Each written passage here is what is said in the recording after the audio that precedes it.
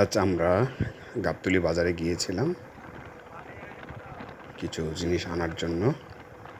এখন ফেরার পথে আমার হ্যান্ডসেট দিয়েই ভিডিওটা করতেছি।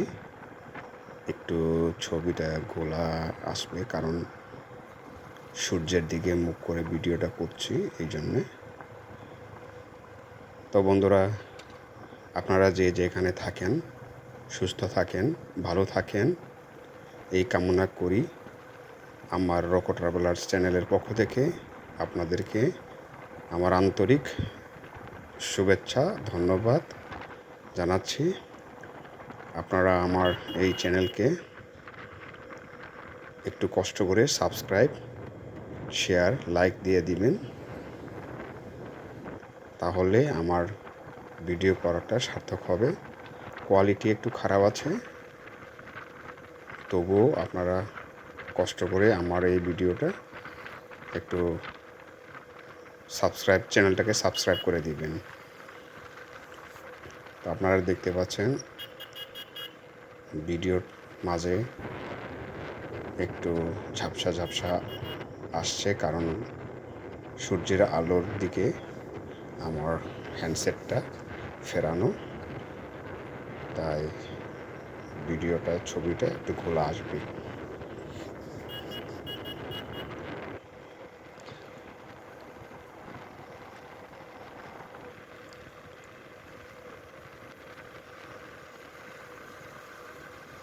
এটা হলো, আমরা রসুলপুরে এসে গেছি।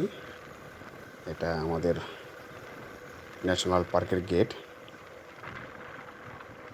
দেখতে সুন্দর। আমরা এখন আমাদের ন্যাশনাল পার্কের হাইওয়েতে উঠে গেছি। দেখতে পাচ্ছেন সূর্যের আলো লাগতেছে ক্যামেরার লেন্সে, তার জন্য ছবিটা একটু ঘোলা ঘোলা লাগছে।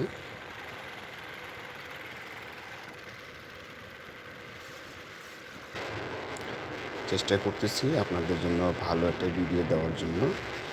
আজকের দিনটা উপভোগ করছিলাম, আর এই ভিডিওর মাঝে আপনাদেরকেও একটু আনন্দ দেওয়ার প্রয়াস পেলাম। তো দেখেন আমাদের ন্যাশনাল পার্কের হাইওয়েটা, এটা হলো টাঙ্গাইল ময়মনসিংহের হাইওয়ে।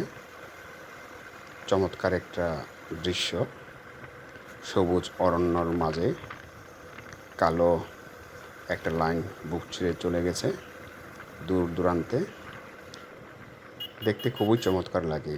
আমি মাঝে মাঝে এখানে আসি বেড়াতে, রোডে এসে কিছু ছবি তুলি, ভিডিও করি, আর আপনাদেরকে দেখানোর চেষ্টা করি যে আমাদের এই এলাকাটা কত সুন্দর এবং কত চমৎকার।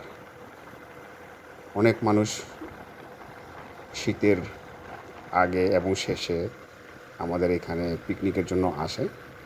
পিকনিক স্পট আছে রসুলপুর আর দোখালা, চুনিয়া কটেজ, আর এদিকে রসুলপুরের দিকে মহুয়া কটেজ, এটা পিকনিক স্পট, খুবই চমৎকার। ফরেস্ট ডিপার্টমেন্ট থেকে ভাড়া দেওয়া হয় এগুলো। আপনারা আসলে পরে দেখবেন কত সুন্দর। এই ভিডিওর মাঝে যতটুকু আপনাদেরকে দেখানো যাচ্ছে ততটুকুই দেখাচ্ছি।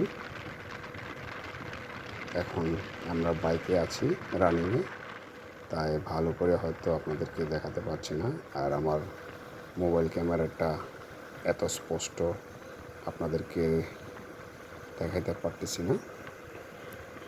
তবে যতটুকু ভিডিওটা করতেছি চমৎকার, আপনারা তবু একটু দেখে সান্ত্বনা পাবেন। তো বন্ধুরা, চলুন দেখতে দেখতে যাই।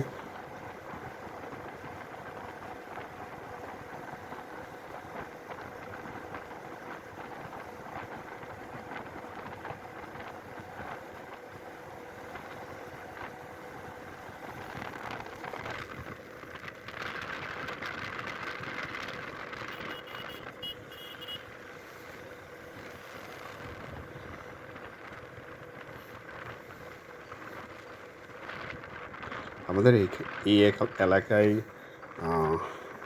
বিমান বাহিনীর একটা ফায়ারিং রেঞ্জ আছে।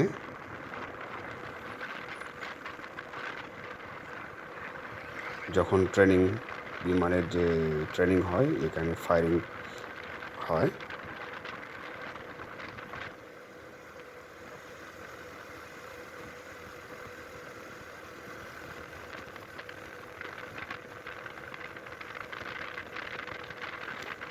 আমাদের ন্যাশনাল পার্কের রুট হাইওয়েটা খুবই সুন্দর, চমৎকার।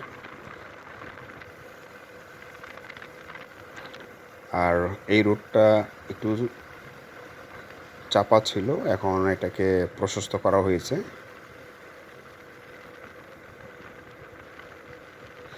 টু-ওয়ে হাইওয়ে, 4 লেন হইলে পরে ভালো হতো, হয়তো ভবিষ্যতে হতে পারে 4 লেন,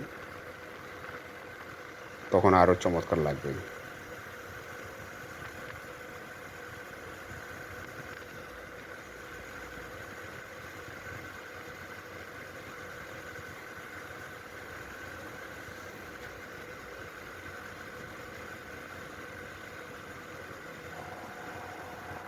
আমি বেশি কথা বলতে পারি না, আপনাদেরকে এটার বিশেষ বিশ্লেষণ করতেও পারি না, যতটুকু পারছি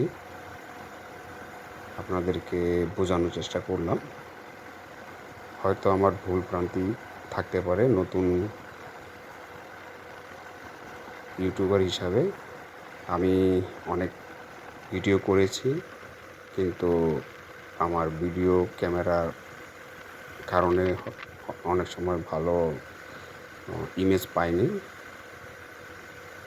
আজও এরকমই, হঠাৎ করে পকেট থেকে মোবাইলটা বের করে ভিডিও শুরু করলাম। আমার ভাইগনাটা বাইক চালাচ্ছে, আমরা দুজনে গিয়েছিলাম। দেখতে দেখতে প্রায় চলে আসতেছি।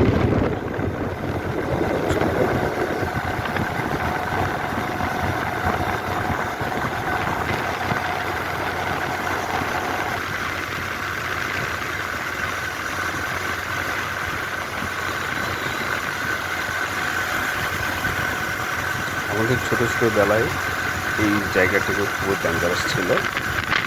এখানে অনেক ডাকাত হতো, গাড়ি থামিয়ে ডাকাতি করতো।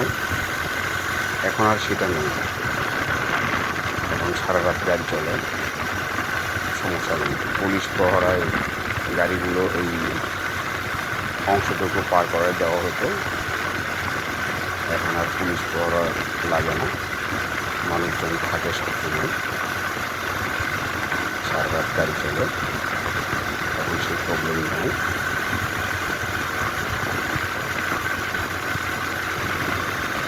রাস্তায় গাছ ফেলে ডাকাতি করতো, তখন হয়তো দেখা যায় যে 5টা-6টা গাড়ি একসঙ্গে রাত্রেবেলা পার করে দেওয়া হতো ওই অংশটুকু, ন্যাশনাল পার্কের অংশটুকু।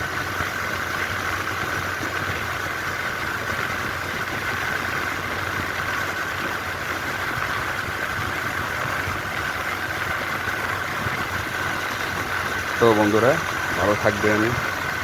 আবারও আমার তরফ থেকে আন্তরিক ধন্যবাদ এবং শুভেচ্ছা জানাচ্ছি। আমি রফত রতনদাস আজ আপনাদের কাছ থেকে বিদায় নিচ্ছি। Ta-ta, bye bye. আমাদের গন্তব্যস্থলে আমরা পৌঁছে গেছি। Thank you. আবার দেখা হবে কোনো এক নতুন ভিডিওতে। দোকানে যাবা নাকি? না, দোকানে যাও।